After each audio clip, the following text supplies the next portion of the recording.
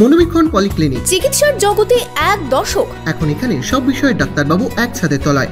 Phone করুন 7477799515 এই নম্বরে। বহরমপুরের পঞ্চাননতলায় এক ট্রাক চালকের রক্তাক্ত দেহ উদ্ধার ঘিরে চাঞ্চল্য।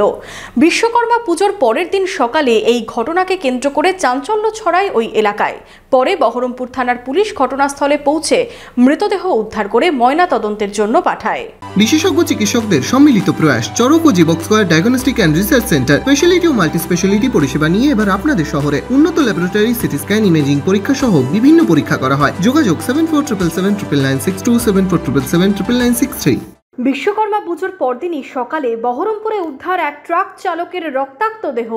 ঘটনাকে ঘিরে তীব্র চাঞ্চল্য ছড়ায় পঞ্চাননতলায়।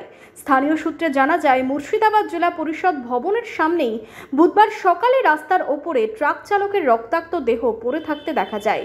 খুন করা হয়েছে বলেই অনুমান প্রত্যক্ষদর্শীদের। খবর পেয়ে ঘটনাস্থলে বহরমপুর থানার পুলিশ এসে মৃতদেহ ময়না তদন্তের জন্য নিয়ে যায়। আটক করা হয়েছে ট্রাকটি। মৃতের নাম তারু ওরফে তাপস হাজরা, বেলডাঙ্গার বাসিন্দা বলে জানা যায়।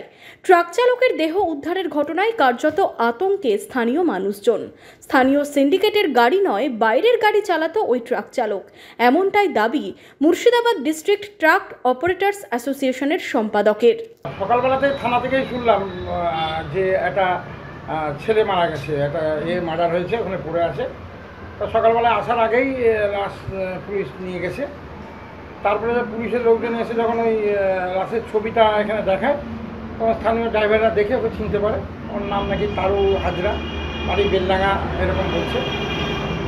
খুন করা হয়েছে, খুন করাই হয়েছে যেভাবে, মানে রক্তমুক্ত পড়ে আসে।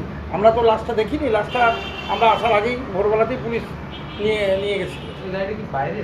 হ্যাঁ, না, গাড়িটা আমাদের সংস্থার গাড়ি না, গাড়িটা বাইরে দিয়ে। আমরা চাইছি দোষী ধরা পড়ুক, কারণ এরকম পরিস্থিতি কোনোদিন বহরমপুরে ছিল না। আবার যদি এই ধরনের সিচুয়েশন হয় তাহলে তো সত্যি তো খুব মানে ইয়ে হবে। এই সিচুয়েশন যেন না হয়, আর দোষী ধরা পড়ুক, তার উপযুক্ত শাস্তি হোক। কে বা কারা এই ঘটনার সঙ্গে যুক্ত তার তদন্ত শুরু করেছে পুলিশ।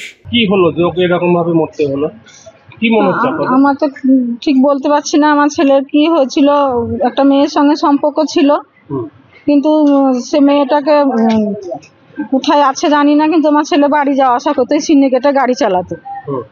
কালকেও কথা বললো যে মা বাড়ি যাব পুজোর সময়, আমার টাকা পয়সা দিয়ে পাঠাবো, জামা কাপড় কিনবা। ছেলের সঙ্গে মেয়ের সঙ্গে কথা বললো, আমার সঙ্গে, বৌমার সঙ্গে, সবারই সঙ্গেই কথা বললো।